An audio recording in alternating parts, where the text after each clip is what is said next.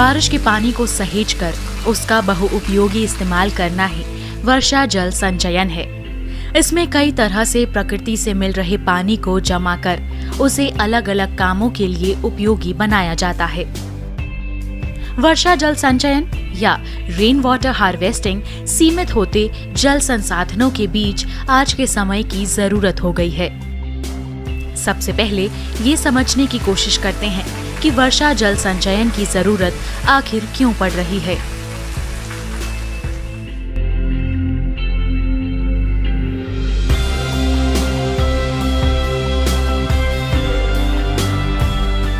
पुराने समय में जो पानी जमा करने की पारंपरिक विधियां थीं, समय के साथ उसमें बड़ा बदलाव हुआ है।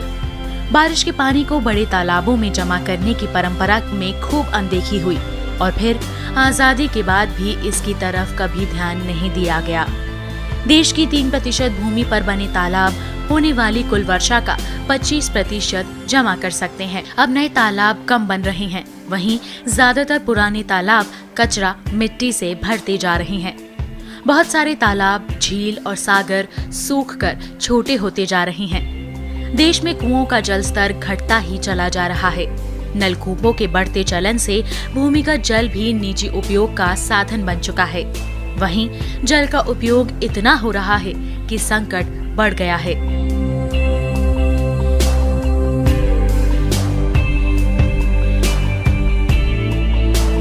नदियों और तालाबों की पवित्रता की स्थिति ये है कि शहर की नदियां औद्योगिक कचरे को ठिकाने लगाने का साधन बन चुकी हैं। वहीं तालाब भी इससे अलग नहीं है।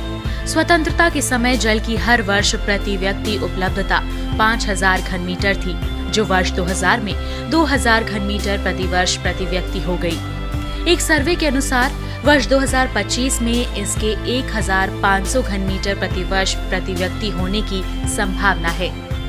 आज एक तरफ तो जल की मात्रा प्रति व्यक्ति घटकर संकट के कगार पर पहुंच रही है, तो वहीं दूसरी ओर नहरी सिंचित क्षेत्रों में लंबे समय तक और बिना किसी उचित प्रबंधन किए सिंचाई के कारण अलग अलग तरह की जल जनित समस्याएं अपना विकराल रूप धारण करती जा रही हैं। देश के अधिकतर भागों में वर्षा का मौसम मानसून के 2 महीनों तक ही सीमित रहता है।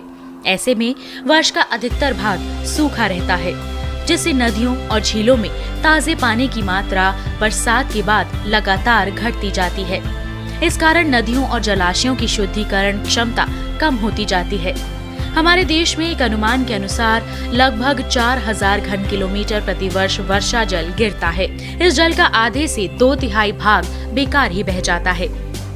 तेजी से बढ़ रही जनसंख्या की जलापूर्ति के लिए हम भूजल का अत्यधिक दोहन कर रहे हैं और दुखद स्थिति ये है कि प्रतिवर्ष भूजल देश के अधिकांश भागों में 1 से 3 मीटर नीचे जा रहा है, जबकि दोबारा ये उस तरह से नहीं भर पा रही हैं। ऐसे में बेहतर भविष्य के लिए जरूरी है कि हम प्रकृति की ओर से मिले वर्षा जल का ज्यादा से ज्यादा संचयन करें।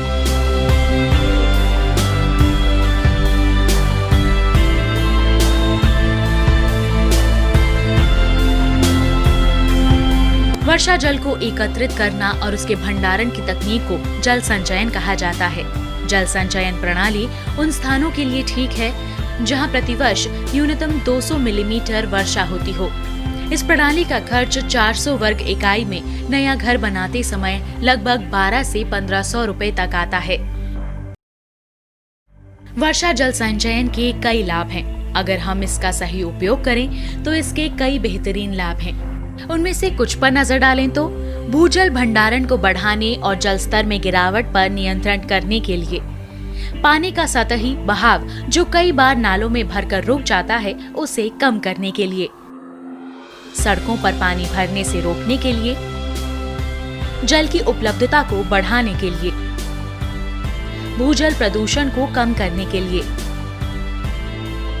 भूजल के दोहन के कारण खाली हुए जलभृतों यानी एक्वीफायर में दोबारा जल भरने के लिए, पानी की कमी वाले एक्वीफायर्स में जल की उपलब्धता में सुधार करने के लिए, भूजल की गुणवत्ता को बढ़ाने के लिए, भविष्य में उपयोग के लिए जल को जमा करके रखने के लिए, तूफानी जल प्रवाह को रोकने और मिट्टी के कटाव को कम करने के लिए, भूस्खलन को रोकने या बंद करने के लिए, हाइड्रोस्टैटिक दबाव बढ़ाने के लिए, तटीय क्षेत्रों में लवणता प्रवेश रोकने के लिए, पुराने कुओं और बोरवेल के साथ साथ पारंपरिक कुओं को भी साफ करके उसमें फिर से पानी जमा करने के लिए।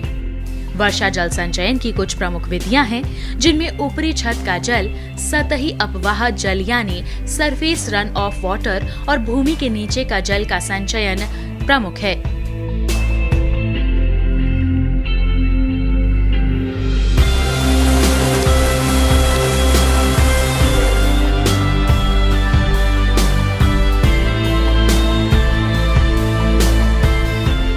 ऊपरी छत से वर्षा जल संग्रहण तकनीक भूमिगत जल के गिरते स्तर को बढ़ाने का कारगर कदम है।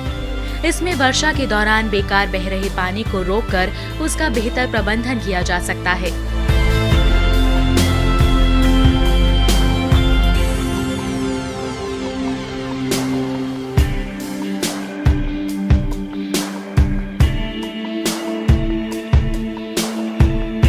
इमारतों की छतों से बरसाती पानी के जमाव की व्यवस्था कम खर्चीली और अधिक प्रभावशाली है। इससे भूजल की गुणवत्ता में सुधार होता है। 100 वर्ग मीटर क्षेत्रफल वाली ऊपरी छत लगभग 55,000 लीटर तक भूमिगत जल के स्तर को बढ़ा सकती है, जो 5 सदस्य वाले परिवार के लिए 4 महीने तक पानी की जरूरतों को पूरा कर सकता है। हमारे देश की राजधानी दिल्ली का क्षेत्रफल लगभग 1485 वर्ग किलोमीटर है। ऊपरी छत या रूफटॉप से लगभग 76.5 MCM जल उपलब्ध है, जिससे भूजल का स्तर 0.5 मीटर बढ़ सकता है और बिजली की खपत लगभग 8 लाख रुपए प्रतिदिन बच सकती है। इसके अलावा भी वर्षा जल संचयन के कई लाभ हैं।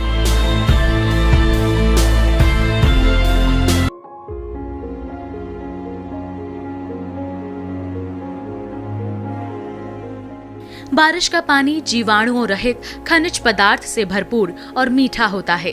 ये बाढ़ जैसी आपदा को कम करता है। सीवेज और गंदे पानी में पैदा हुए जीवाणु और दूसरी अशुद्धियों को कम करता है, जिससे जल को फिर से बेहतर बनाता है। वर्षा जल का संचयन जरूरत के स्थान पर किया जा सकता है और जरूरत के समय इसका उपयोग कर सकते हैं। वर्षा जल संचयन के लिए ये प्रणाली बहुत सरल, सस्ती और पर्यावरण के अनुकूल है। ये सूखे और अकाल के प्रभाव को कम करने में भी सहायक है। इससे भूमि का कटाव कम होता है, ऊर्जा की बचत होती है। कुओं में जब 1 मीटर जल स्तर बढ़ता है तो लगभग 0.4 kWh बिजली की बचत होती है। वर्षा जल संचयन का एक और तरीका है सतह जल संग्रह प्रणाली। सतह का पानी केवल पानी है जो जमीन की सतह पर जम जाता है। जब बारिश का पानी पृथ्वी की सतह पर गिरता है तो ये आमतौर पर ढलानों में बहती है।